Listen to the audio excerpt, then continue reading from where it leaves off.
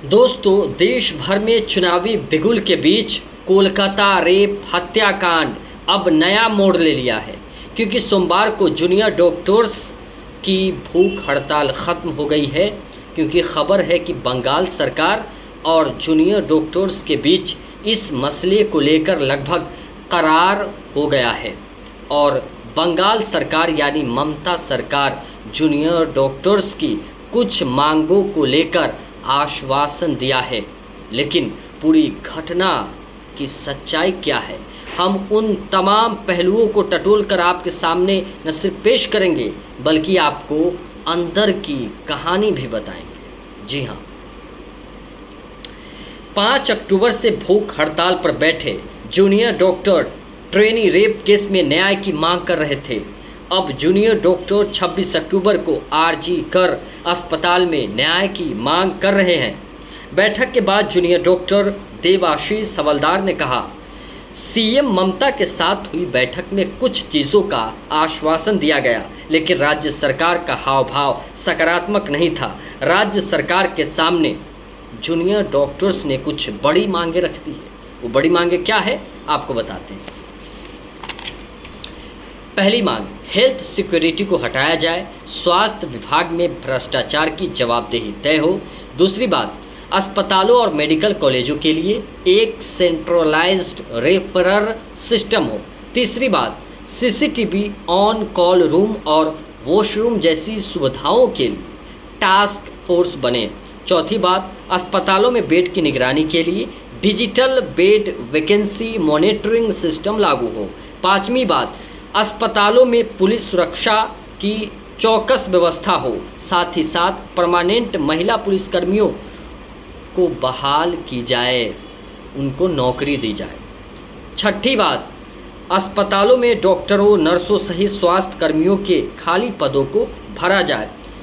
सातवीं बात, छात्र परिषद के चुनाव हो, कॉलेजों की रेजिडेंट डॉक्टर्स एसोसिएशन की मान्यता प्रदान की जाए। आठवीं बात, मेडिकल कॉलेजों अस्पतालों की प्रबंधन समितियों में जूनियर डॉक्टर्स के नुमाइंदे हो। आखिरी बात, बंगाल मेडिकल काउंसिलिंग और स्वास्थ्य भर्ती बोर्ड के भीतर भ्रष्टाचार की तत्काल जांच हो। अब इस पूरी घटना को लेकर टाइमलाइन क्या है, कब क्या हुआ, हम आपको बताते हैं। 9 अगस्त को आरजी कर मेडिकल के सेमिनार हॉल में ट्रेनी डॉक्टर की अर्धनग्न बॉडी मिली। मुंह, आंखों और प्राइवेट पार्ट से खून निकल रहे थे। 10 अगस्त को सिविक वॉलंटियर संजय रॉय गिरफ्तार हुआ, जिस पर रेप हत्याकांड का आरोप लगा था। ऑटोप्सी रिपोर्ट में रेप के बाद हत्या की पुष्टि हुई। अब आपको बताते हैं, 13 अगस्त को मेडिकल कॉलेज के प्रिंसिपल संदीप घोष ने इस्तीफा दिया।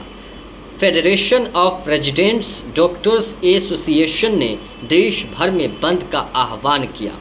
13 अगस्त को कोलकाता हाईकोर्ट ने सीबीआई को जांच के आदेश दिए।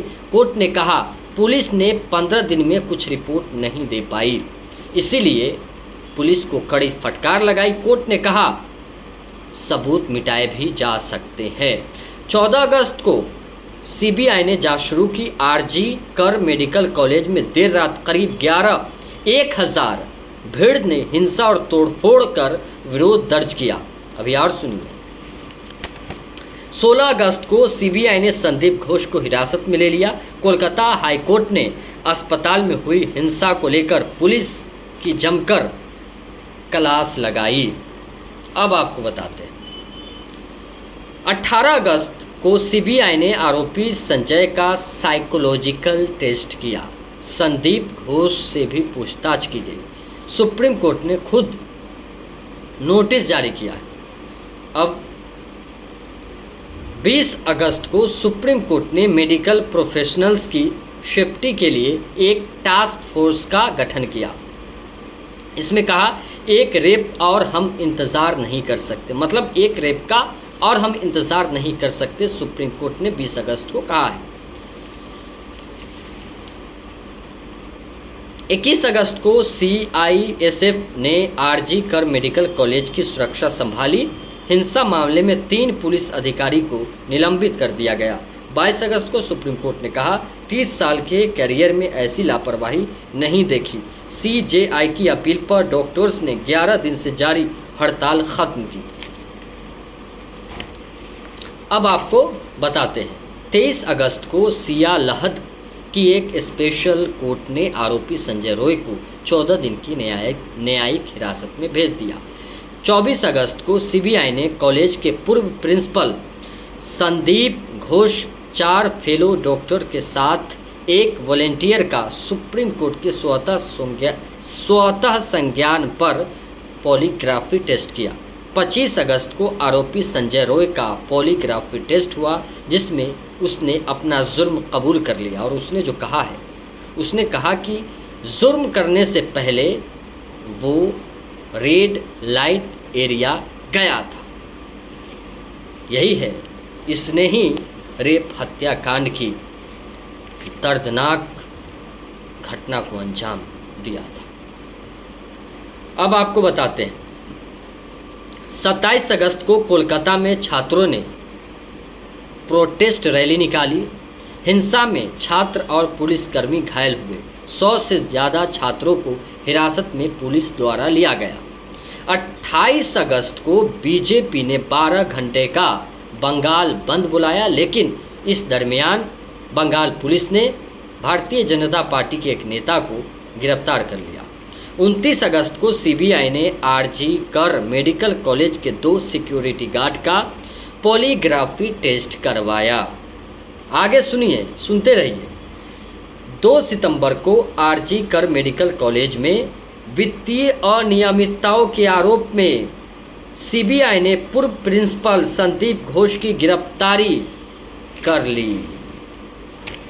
इसी तरह से मामला चलता गया। अब आपको बताते हैं 30 सितंबर को अलीपुर जजेज कोर्ट ने संदीप घोष और अन्य 3 को 8 दिन की सीबीआई कस्टडी में भेजा। 4 सितंबर को संदीप घोष ने वित्तीय अनियमितताओं की जांच सीबीआई को सौंपने के हाईकोर्ट के आदेश के खिलाफ सुप्रीम कोर्ट में याचिका लगाई।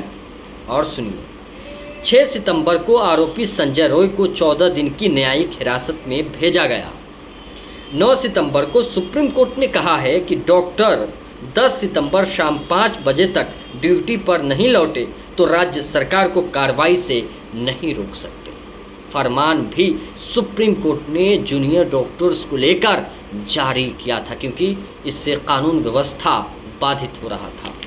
अब आपको बताते हैं कि इस घटना को लेकर सुप्रीम कोर्ट ने कैसे नाराज़गी जताई। कोलकाता रेप मर्डर को लेकर 16 अक्टूबर को इस मामले में सुप्रीम कोर्ट ने असंतोष जाहिर किया, नाराज़गी जताई। सुप्रीम कोर्ट ने एनटीएफ के कार्यशैली को लेकर कड़ी आपत्ति जताई। जी दोस्तों, सीजेआई की अगुवाई वाली बेंच ने कहा कि एनटीएफ और अन्य स्वास्थ्य कर्मियों की सुरक्षा की जिम्मेदारी दी गई, लेकिन काम बहुत स्लो चल रहा है। आखिर क्यों? हमारी ये रिपोर्ट आपको कैसी लगी, आप हमें ज़रूर बताइएगा।